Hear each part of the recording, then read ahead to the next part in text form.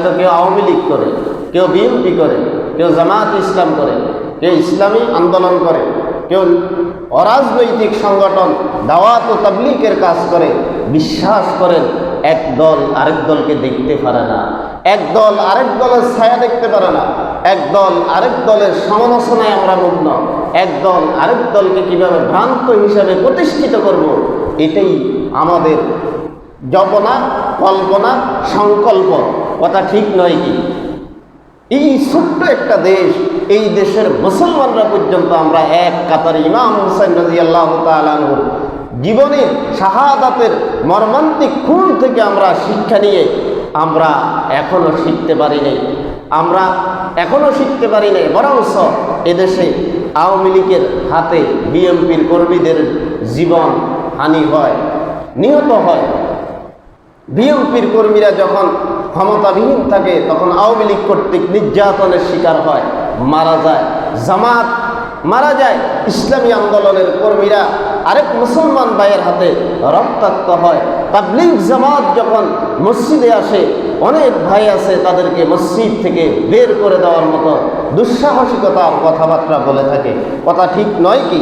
অথচ ইমাম হুসাইন রাদিয়াল্লাহু তাআলা আনহুর সেই শাহাদাতের খুন রাগা রক্ত থেকে শিক্ষা নিয়ে আমাদের উচিত ছিল, তুমি আওয়ামী লীগ করা অসুবিধা নাই, তুমি বিএনপি করা অসুবিধা নাই, তুমি জামাত করা অসুবিধা নাই, তুমি ইসলামী আন্দোলন করা অসুবিধা নাই, তুমি তাবলীগ জামাত করা অসুবিধা নাই, তোমার মত, তোমার পথ তোমার কাছে থাক। কিন্তু যখন আল্লাহ এবং তার রাসূলের ব্যাপার আসবে, সকল দল ক্যান্সেল, একটা মাত্র দল, সে সময় আমার পরিচয় হবে আমি মুসলমান। 10ই মুহররম অত্যন্ত তাৎপর্যপূর্ণ, গুরুত্বপূর্ণ, ঐতিহাসিক একটি দিন 10ই মুহররম। যেই দিবসে আল্লাহ রাব্বুল আলামিন অসংখ্য ঘটনা সংগঠিত করেছে, তন্মধ্যে হৃদয় বিদারক, দুঃখজনক, অত্যন্ত হৃদয় স্পর্শী যেই ঘটনাটি ঘটেছে 10ই মুহররমের এই 10 তারিখে 680 হিজরিতে কারবালার প্রান্তরে রাসূল করিম সাল্লাল্লাহু আলাইহি সাল্লামের কলিজার টুকরা নাতি হযরতে ইমাম হুসাইন রাদিয়াল্লাহু তাআলা আনহু মর্মান্তিকভাবে মুসলিম নামধারী কিছু মুনাফিকের হাতে শাহাদাত বরণ করেন। সাথে নারী পুরুষ সহকারে প্রায় 70 জনের কাছাকাছি নিরস্ত্র মুসলিম অগ্রনায়ক যারা হতেন বিশ্বব্যাপী, তাদেরকে নির্মমভাবে শহীদ করা হয়। এই দিনটি অত্যন্ত বেদনাবহুল, বেদনাদায়ক আমাদের কাছে। তো আল্লাহ রাব্বুল আলামিন এই বেদনাদায়ক ঘটনাটিকে তামাম বিশ্বের মুসলমানদের ইমানি শক্তিতে বলিয়ান হয়ে বাতিলের কাছে মাথা নত না করে আল্লাহ পাকের আমিত কোরআনুল কারীমের উপর ইস্তেকামত থেকে রাসূল করিম সাল্লাল্লাহু আলাইহি সাল্লামের সুন্নাহর উপর অটল থেকে বাতিলের কাছে মাথা নত করে না করে নিজের জীবনকে আল্লাহর রাহে নিঃশেষ করে দেওয়া, নিজের খুনকে প্রবাহিত করে দেওয়া যে চরম দৃষ্টান্ত বিশ্ব মুসলিমের সামনে ইমাম হুসাইন রাদিয়াল্লাহু তাআলা আনহু রেখে গিয়েছেন, যুগে যুগে, কালে কালে, প্রাককালে সমস্ত মানুষের জীবনে, মুসলমানের জীবনে এর থেকে শিক্ষণীয় বিষয় রয়েছে। ঘটনাটি ঘটেছে 10ই মুহররম। কোথায়? কারবালার প্রান্তর। যখন হযরতে মুআবিয়া রাদিয়াল্লাহু তাআলা আনহু যখন তিনি হযরত মুআবিয়া রাদিয়াল্লাহু তাআলা আনহু পৃথিবী থেকে বিদায় নিলেন, ছলে বলে কৌশলে তার পুত্র ইয়াজিদ সিংহাসনের মসনদে যখন উঠলেন, তখন তিনি এই মর্মান্তিক তার সৈন্যবাহিনীর মাধ্যমে এই মর্মান্তিক হৃদয় বিদারক ঘটনাটি ঘটিয়েছেন।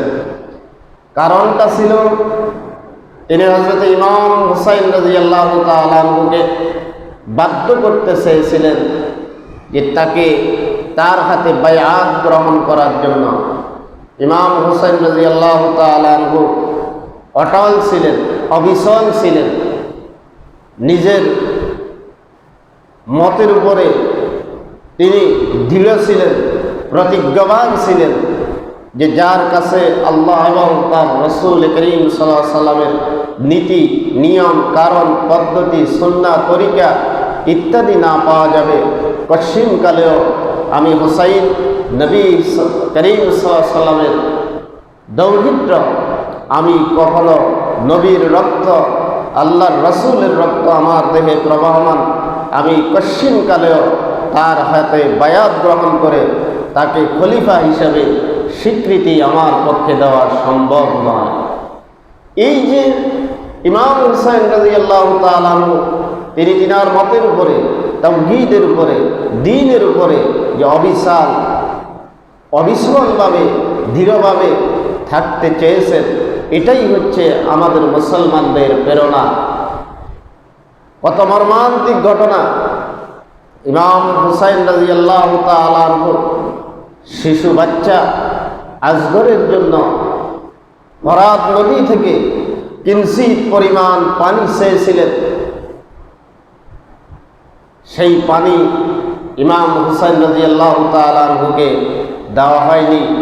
সেই পানির অভাবে পানি তৃষ্ণার্ত হয়ে অনেক নারী ইমাম হুসাইন রাদিয়াল্লাহু তাআলা আনহুর সাথে শাহাদাতের পেয়ালা পান করেন, তথাপিও পানি পাননি, মদিনায় যাওয়ার সুযোগ পাননি। তারপরও ইমাম হুসাইন রাদিয়াল্লাহু তাআলা আনহু সিংহের মতো গর্জন দিয়ে উঠে বললেন, কখনো বাতিলের কাছে মাথা নত করার প্রশ্নই আসে না, প্রয়োজনে নিজের জীবন আল্লাহর রাহে আল্লাহর জন্য কোরবান করে দিল, তথাপিও এই বাতিলের কাছে কখনো মাথা নত করব না। পানি প্রয়োজন হয়, পানি আমার সাথীদেরকে নিয়ে, আমার শিশু সন্তানকে নিয়ে আল্লাহ যদি আমাকে পানি পান করান, আল্লাহ পাক জান্নাতে পানির ব্যবস্থা রেখেছেন, তোদের সাথে কোনো আর আপোষ নাই। আমার পানির প্রয়োজন হলে আমি আমার সন্তান, সন্ততি, স্ত্রী, পরিবার, পরিজন, আমার সাথীদেরকে নিয়ে আল্লাহর তৈরি জান্নাত থেকে পানি পান করব, তোমাদের ফরাত নদীর পানির প্রয়োজন নেই। এই যে দৃঢ় প্রতিজ্ঞা ইমাম হুসাইন রাদিয়াল্লাহু তাআলা। আমরা একটি ছন্দ শুনি, আল্লামা ইকবাল রাহিমাহুল্লাহ বলেন, ইসলাম জিন্দা হোতা হয় হর কারবালা সে বাত। ইসলাম জীবিত হয়েছে, চিরঞ্জীব হয়েছে, ইসলাম পুনরায় জাগরণ হয়েছে কারবালার প্রান্ত থেকে। এক দৃষ্টিকোণ থেকে কারবালার প্রান্ত থেকে ইসলাম যেই ইমাম হুসাইন রাদিয়াল্লাহু তাআলা যে ঐক্য শিক্ষা দিয়ে গিয়েছেন বিশ্ব মানবতার জন্য, সেই ঐক্যকে যদি বিশ্ব মুসলিম আজ ধারণ করলে পরে আসলেই ইসলামকে জিন্দা করতে চেয়েছিলেন ইমাম হুসাইন রাদিয়াল্লাহু তাআলা আনহু। বিনিময়ে নিজেকে আল্লাহর রাস্তায় শাহাদাতের ময়দানে শহীদ হয়ে গিয়েছেন, যাতে করে ইসলাম জিন্দা হয়ে যায়। বিশ্ব মানবতা ইমাম হুসাইন রাদিয়াল্লাহু তাআলা আনহুর কাছ থেকে শিক্ষা নিয়ে ইসলামকে ধারণ করে, কোরআনকে বুকে ধারণ করে, রাসূলুল্লাহ তরিকাকে বুকে ধারণ করে এই শিক্ষা দিয়েছেন। আর সাথে সাথে এজিদ যেই অরাজকতা, অশান্তি, নৈরাজ্য সৃষ্টি করতে চেয়েছিলেন, তাকে দাফন করতে চেয়েছিলেন। ইমাম হুসাইন চেয়েছিলেন তার শাহাদাতের মাধ্যমে ইসলাম জিন্দা হবে এবং এজিদ নামক যত শাসক এই অনুসারে পৃথিবীতে আসবে তাদের শাসন ব্যবস্থাকে দাফন করে দিবে। এটাই হচ্ছে ইসলামের জাগরণের একটি নবসূচনা। এজন্য আল্লামা ইকবাল রাহিমাহুল্লাহ বলেন, ইসলাম জিন্দা হোতা হ্যায় হর কারবালা সে বাত। যদিও কবি তার কবিতার ছন্দে বলেছেন, আসলে কি ইসলাম কি জিন্দা হয়েছে, না কালে কালে যুগে যুগে সময়ে সময়ে আমাদের ভিতরে অনৈক্য সৃষ্টি হয়েছে, আমরা ওকে পৌঁছাইতে পারি নাই। আমরা ইমাম হুসাইন রাদিয়াল্লাহু তাআলা আনহুর সেই শাহাদাত থেকে শিক্ষা নিয়ে আমরা নিজেদের মধ্যে যে বিভেদ, নিজেদের মধ্যে যে হিংসাত্মক মনোভাব, সেটা আমরা দূর করতে পারি নাই।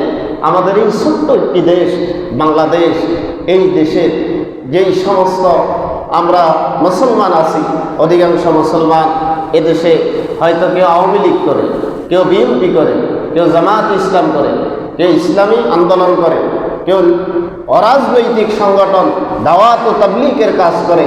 বিশ্বাস করেন, এক দল আরেক দলকে দেখতে পারে না, এক দল আরেক দলের ছায়া দেখতে পারে না, এক দল আরেক দলের সমালোচনায় আমরা মগ্ন, এক দল আরেক দলকে কিভাবে ভ্রান্ত হিসাবে প্রতিষ্ঠিত করব, এটাই আমাদের জল্পনা, কল্পনা, সংকল্প। কথা ঠিক নয় কি?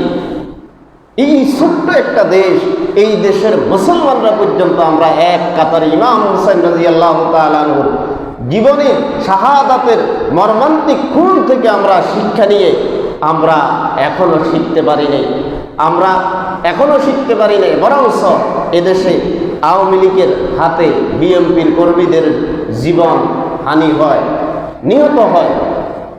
বিএনপির কর্মীরা যখন ক্ষমতাবিহীন থাকে তখন আওয়ামী লীগ কর্তৃক নির্যাতনের শিকার হয়, মারা যায়।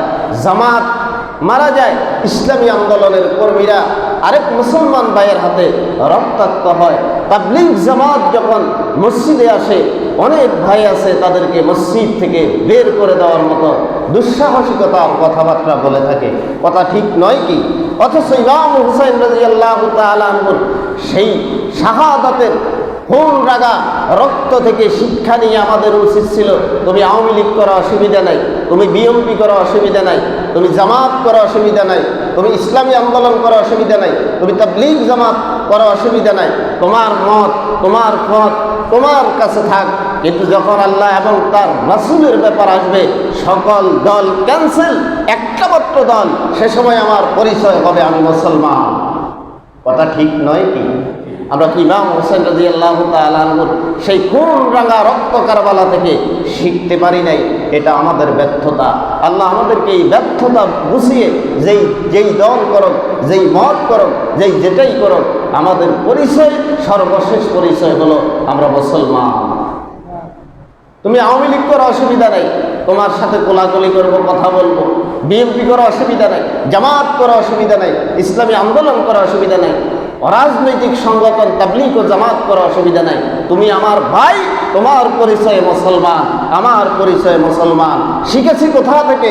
কারবালার প্রান্ত থেকে। শিখেছি কোথা থেকে?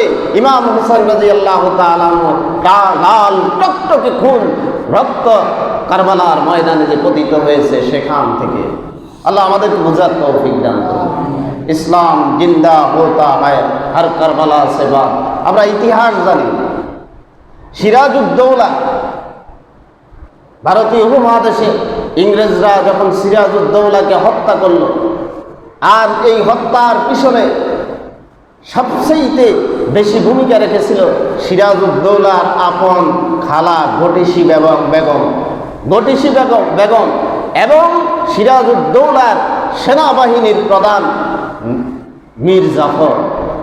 কাছের লোকগুলোই বাংলার বিহারের স্বাধীনতা সূর্যকে অস্তমিত করার জন্য ষড়যন্ত্রে লিপ্ত হলো এবং নিজের রক্তের ধারা আপন খালা পর্যন্ত এই ষড়যন্ত্রের মধ্যে সংযুক্ত হলো। আর এই যে ঘটিসি বেগম এবং এই সিরাজউদ্দৌলার হত্যাকাণ্ডের মধ্যে যারা জড়িত ছিল, প্রত্যেকের মৃত্যু অত্যন্ত ভয়ঙ্করভাবে হয়েছে। তদ্রুপ ইমাম হুসাইন রাদিয়াল্লাহু তাআলা আনহুর শাহাদাত এবং কারবালার ময়দানে 70-এরও অধিক নারী পুরুষের শাহাদাত যারা সংগঠিত করেছেন তাদের মৃত্যু অত্যন্ত ভয়ঙ্করভাবে হয়েছে। আল্লাহ ধরেন না, ধরলে আবার ছাড়েন না। আল্লাহ পাক ধরেন না, ধরলে আবার ছাড়েন না। প্রত্যেক জুলুমেরই ফিরতি শাস্তি আল্লাহ জালিমকে দুনিয়াতে দিয়ে থাকে। কিন্তু আমরা তো এমন জালিম হয়েছি, আমাদের যে জুলুমের শাস্তি আল্লাহ দিতেছে এটাও আমাদের কি নেই, অনুমান হয় না, আমাদের মালুম হয় না, আমরা উপলব্ধি করতে পারি না যে আমি যে আরেকজনের প্রতি জুলুম করছি এজন্য আল্লাহ আমাকে শাস্তি দিতেছে। কারবালার ময়দান, আমাদের কারবালার প্রান্তর আমাদেরকে শিক্ষা দিয়ে গেছে, ইমাম হোসেন শিক্ষা দিয়ে গেছে যে জীবন চলে গেল আল্লাহ এবং তার রাসূলের দিনকে সমুন্নত করার জন্য। জীবন চলে গেলে হলো ঐক্যবদ্ধভাবে জীবন দিয়ে দিবে, তথাপিও আল্লাহ এবং তার রাসূলের দিনকে হিয় প্রতিপূর্ণ হোক, মর্যাদাহীন হোক, এটা হতে দেওয়া যাবে না, এটা মুসলমান দিতে পারে না। এই হইল কারবালার শিক্ষা। আপনারা জানেন এই ঘটনার সহকারে যত ঘটনা কিয়ামত পর্যন্ত মুমিনদের উপর দিয়ে আসবে সেই সম্পর্কে আল্লাহ পাক বলেছেন, ওয়ালা তাহিনু ওয়ালা তাহজানু ওয়া আনতুমুল আ'লাউনা ইন কুনতুম মুমিনিন। ওয়ালা তাহিনু, তোমরা চিন্তা করো না, ওয়ালা তাহজানু, তোমরা দুঃখ করো না, টেনশন করো না, ওয়ালা তাহিনু ওয়ালা তাহজানু ওয়া আনতুমুল আ'লাউনা, আমি আল্লাহ ঘোষণা করতেছি বিজয় তোমাদেরই হবে। ইন কুনতুম মুমিনিন, যদি তোমরা মুমিন হয়ে থাকো। মুমিন হয়ে থাকলে তোমাদের বিজয় অবশ্যই হবে। মুমিন তো তারা ছিল রোমান সৈন্যদের, প্রায় 3 লক্ষ সৈন্যদের বিরুদ্ধে মাত্র 4000 সৈন্যবাহিনী নিয়ে হযরত খালিদ ইবনে ওয়ালিদ মোতার প্রান্তরে 80টা তরবারি ভেঙেছেন।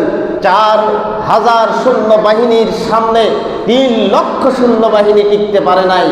ইন কুনতুম মুমিনিন, বিজয় তোমাদেরই হবে যদি তোমরা মুমিন হয়ে থাকো।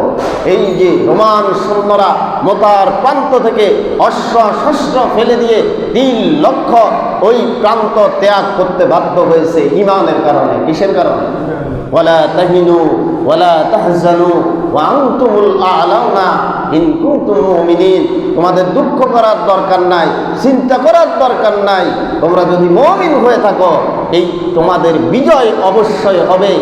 আর ইমাম হোসেন রাদিয়াল্লাহু তাআলা আনহুর আদর্শকে যারা ধারণ করেছেন পৃথিবীর ইতিহাসে তাদের পরাজয় নেই। আফগানিস্তানে দেখেন 20 বছর পর্যন্ত লক্ষ লক্ষ মানুষের খুন নেওয়া হয়েছে, লক্ষ লক্ষ মায়েদের ইজ্জত নেওয়া হয়েছে। নিরস্ত্র সামান্য অস্ত্র শস্ত্র নিয়ে খালি পায়ে এই যে প্রতাপশালী অত্যন্ত ক্ষমতাধর আমেরিকাকে আফগানিস্তানে ইমানের বলে বলিয়ান হওয়ার কারণে আফগানিস্তান থেকে তারা পালিয়ে যেতে বাধ্য হয়েছে। এর থেকে আমরা শিক্ষা নিতে পারি যে ইমাম হুসাইন রাদিয়াল্লাহু তাআলা আনহুর শাহাদাতকে যদি কেউ বুকে ধারণ করতে পারে তার পরাজয় নাই। শহীদ হবে ঠিক আছে, ইজ্জত হারাবে ঠিক আছে, সর্বশেষ পরিশেষে বিজয়ী হবে কাদের? মুমিনদের। কাদের? আল্লাহর ঘোষণা, ওয়ালা তাহিনু ওয়ালা তাহজানু ওয়া আনতুমুল আ'লাউনা ইন কুনতুম মুমিনিন। হতাশ হয়ো না, চিন্তা করো না, বিজয় তোমাদেরই হবে, শুধু ঈমানটাকে ঠিক রাখো। ইন কুনতুম মুমিনিন, শর্ত দিয়ে দিয়েছেন আল্লাহ, তোমার ঈমান ঠিক রাখো। ঈমান ঠিক রাখলে পরে ইসলাম এবং মুসলমানকে কেউ পরাজিত করতে পারবে না। ভয়ঙ্কর সেই ভয়ঙ্কর ঘটনা, ইমাম হুসাইন রাদিয়াল্লাহু তাআলা আনহুকে শহীদ করার পরে সীমার বুকের উপরে উঠে রাসূল করিম সাল্লাল্লাহু আলাইহি সাল্লামের দৈহিত্র ইমাম হুসাইন রাদিয়াল্লাহু তাআলা আনহুর মাথাকে দ্বিখণ্ডিত করে আলাদা করে ফেললেন। কি ভয়ঙ্কর, কি ভয়ঙ্কর ইতিহাস! এই সীমার নিজেকে মুসলমান দাবি করত। যারা এই হত্যাকাণ্ডের সাথে জড়িত ছিল তারা সবাই নিজেকে মুসলমান দাবি করত। ইয়াজিদ শুধু শাসকই ছিলেন না, তিনি একজন জলিল কদর সাহাবী হযরতে মুআবিয়া রাদিয়াল্লাহু তাআলা আনহুর সন্তান ছিল। আমরা এর থেকে বুঝতে পারি বাবা ভালো হলে সন্তান ভালো হবে এর কোনো গ্যারান্টি নাই। বাবা আলেম হলে সন্তান আলেম হবে এর কোনো গ্যারান্টি নাই। বাবা অত্যন্ত নামাজি হলে সন্তান নামাজি হবে এর কোনো গ্যারান্টি। আলেমের ঘরেও ডাকাত হতে পারে, পারে তো? আলেমের ঘরে ডাকাত সৃষ্টি হতে পারে, নবীর ঘরে মুশরিক হতে পারে, পারে। হযরত নূহ আলাইহিস সালামের সন্তান নূহ আলাইহিস সালামের সাথে বিদ্রোহ করেছে, একজন নবীর সন্তান, কাজেই ছেলে মুশরিক হয়ে গেল, বিধর্মী হয়ে গেল। আপনি আমি কি বাবা নূহ আলাইহিস সালামকে দোষ দেওয়ার সুযোগ আছে? কোনো সুযোগ নাই। বাবা যে ভালো বলে পরে সন্তান ভালো হবে এর কোনো গ্যারান্টি নাই। এজিদের সুনাম অনেকে করে, ভয়ঙ্কর কিছু ঘটনা ঘটিয়েছে। এজিদ পৃথিবীর ইতিহাসে সর্বপ্রথম কাবা শরীফের ভিতরে আগুন লাগিয়ে দিয়েছে। তাকে আপনি আমি কিভাবে ভালো বলতে পারি? ইতিহাস পর্যালোচনা করেন, 1400 বছর আগের কথা, বেশি সময়ের আগের কথা নয়। কাবা শরীফে সে আগুন ধরিয়ে দিয়েছে, অসংখ্য সাহাবায়ে কেরামকে হত্যা করেছে, মদিনা অবরোধ করেছে, মদিনায় অবরোধ করেছে। সেই নিজেকে মুসলমান দাবি করে তার সৈন্যবাহিনী মদিনার মা বোনদের ইজ্জত লুণ্ঠন করেছে। এত নিকৃষ্ট কাজ যেই লোকটার দ্বারা সম্ভব হতে পারে তাকে ইমানদার বলার সুযোগ আছে বলে আমি মনে করি না। আল্লাহ আমাদেরকে এই সমস্ত জালিম শাসক থেকে হেফাজত করুক, আমিন কোন। একটু জিকির করি, লা ইলাহা ইল্লাল্লাহ, লা ইলাহা ইল্লাল্লাহ, লা ইলাহা ইল্লাল্লাহ, মুহাম্মাদুর রাসূলুল্লাহ।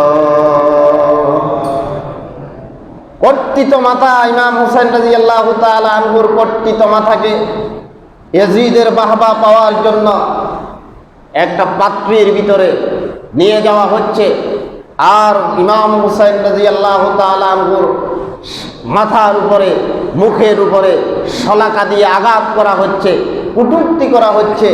এক সাহাবী পাশে ছিল, তিনি ডাক দিয়ে বললেন, খবরদার আর একটিবারও রাসূলের সাল্লাল্লাহু আলাইহি সাল্লামের নাতির মাথা এবং মুখে আঘাত করবে না। আমি আমার নয়নে দেখেছি এই মুখ এবং মাথায় হাজার হাজার বার রাসূল সাল্লাল্লাহু আলাইহি সাল্লামের পবিত্র মোবারক ঠোঁট লেগেছে। রাসূল সাল্লাল্লাহু আলাইহি সাল্লাম এই মুখে চুমা দিয়েছেন, মাথায় চুমা দিয়েছেন, খবরদার এই মাথায় আর আঘাত করা যাবে না। এরকম নির্মম ইতিহাস, যে ইতিহাস কোনো অমুসলিম কর্তৃক সম্ভব হয়নি। মুসলমান দামদারি ক্ষমতালোভী কিছু কুলাঙ্গার দ্বারা এজিদের শাসন আমলেই সংগঠিত হয়েছে। আল্লাহ এরকম নির্দয়, নির্লজ্জ, বেহায়া এবং নিষ্ঠুর শাসক পৃথিবীর ইতিহাসে আল্লাহ দ্বিতীয়টা দিও না, আমিন কোন সবাই। হযরত ওমর রাদিয়াল্লাহু তাআলা আনহু বলেন, নাহনু কওমুন আ'আজ্জানাল্লাহু বিল ইসলাম। হযরত ওমর বলেন, নাহনু কওমুন আ'আজ্জানাল্লাহু বিল ইসলাম। আমরা তো এমন জাতি যেই জাতিকে আল্লাহ রাব্বুল আলামিন সম্মান দিয়েছে ইসলামের কারণে। সুবহানাল্লাহ বলেন।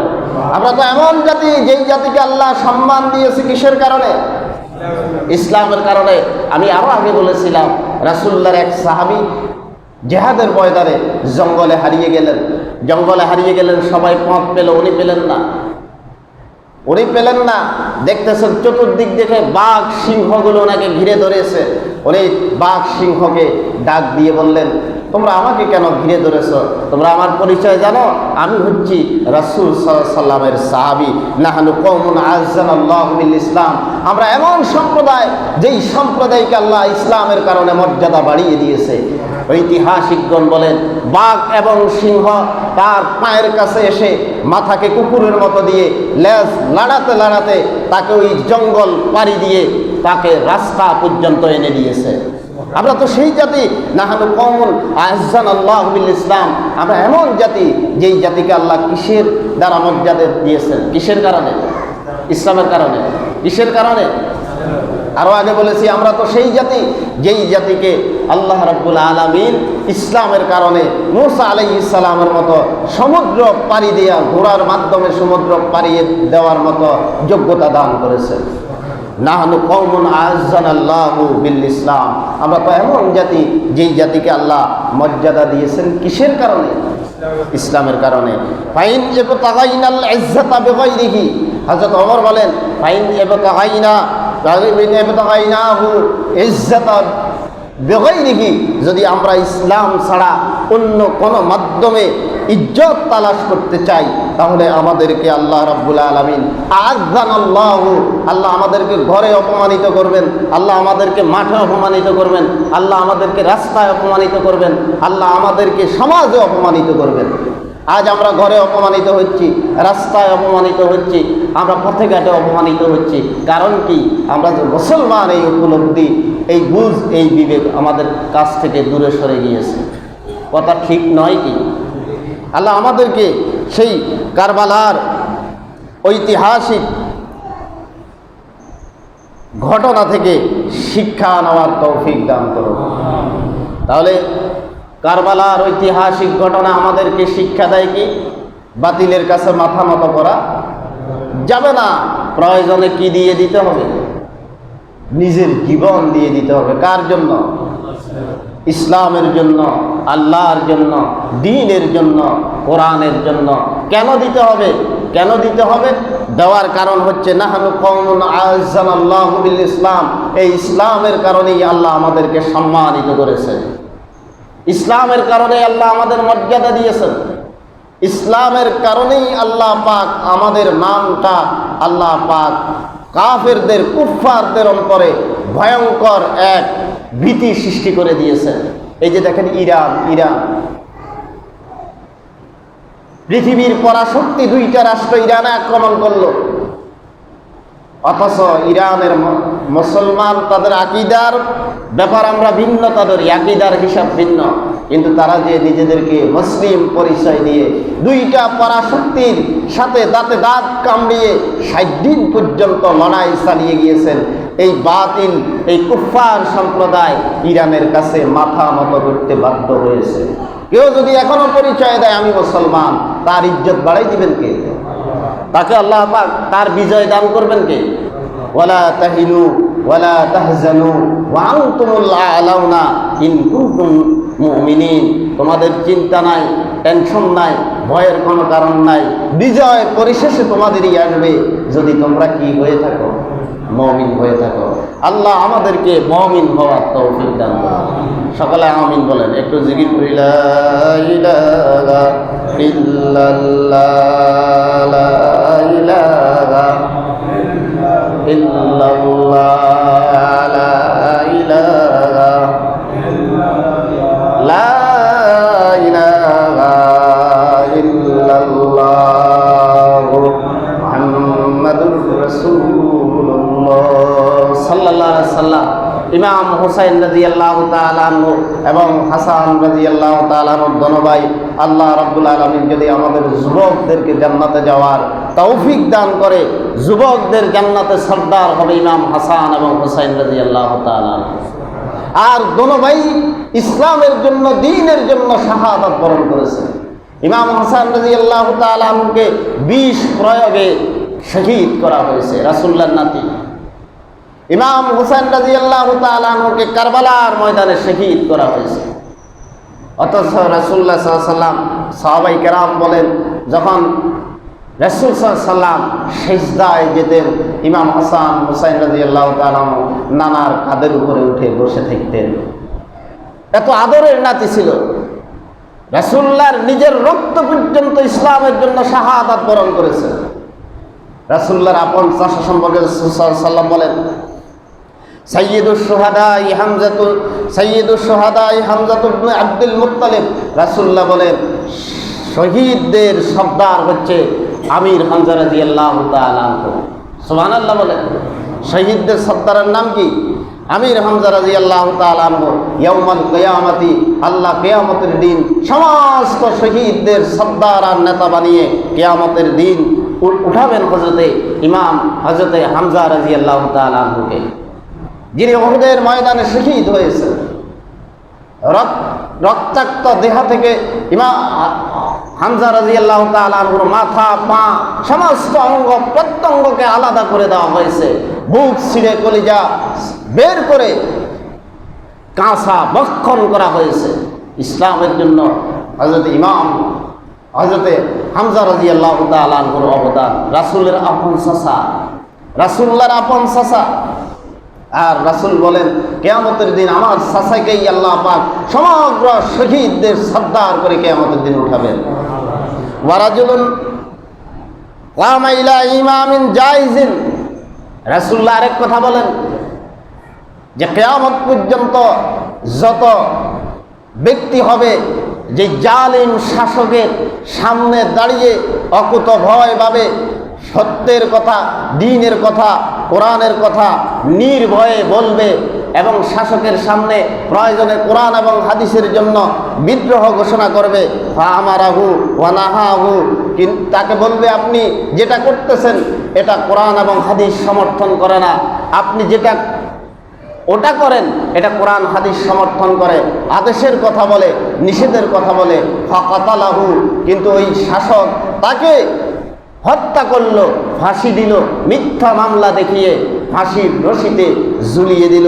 রাসূলুল্লাহ বলেন এই সমস্ত লোকগুলো কিয়ামত পর্যন্ত যারা হবে আসবে, তারা ইমাম হাসান হুসাইন রাদিয়াল্লাহু তাআলা আনহু এবং আমির হামজা রাদিয়াল্লাহু তাআলা আনহুর সাথে একই জামরা, একই কাতারে, একই দলে কিয়ামতের দিন শহীদদের কাতারে উঠবেন। আমাদেরকে অন্ততপক্ষে নরমাল শহীদ হওয়ার তৌফিক দান করুন। শাসক যদি ইসলাম, কোরআন এবং হাদিস এবং রাসূলুল্লাহ সুন্নাহর বিরুদ্ধে কিছু বলে, একেবারেই নির্দ্বিধায় নিশ্চিন্তে কণ্ঠকে উঁচু করে শাসকের বিরুদ্ধে কথা বলেই যাব। যদি তিনি ফিরে আসেন ওয়েলকাম, না ফিরলে আমাদের জবান খোলা থাকবে, প্রয়োজনে আমাদের জীবন যাবে। আমরা আমাদের এই শিক্ষা নিয়েছি কারবালার প্রান্ত থেকে। আমাদের সবাইকে আল্লাহ রাব্বুল আলামিন কারবালার শিক্ষা গ্রহণ করে নিজের জীবনকে ইসলামের জন্য, কোরআনের জন্য, আল্লাহর জন্য, দ্বীনের জন্য, রাসূলুল্লাহর তরিকার জন্য নিজের জীবনকে কোরবান দেওয়ার তৌফিক দান করুন। আমরা স্বাভাবিকভাবে মৃত্যু গ্রহণ করলো আল্লাহ পাক যাতে করে আমাদের এই নিয়তের কারণে আমাদেরকে শাহাদাতুল মর্তবা দান করুন।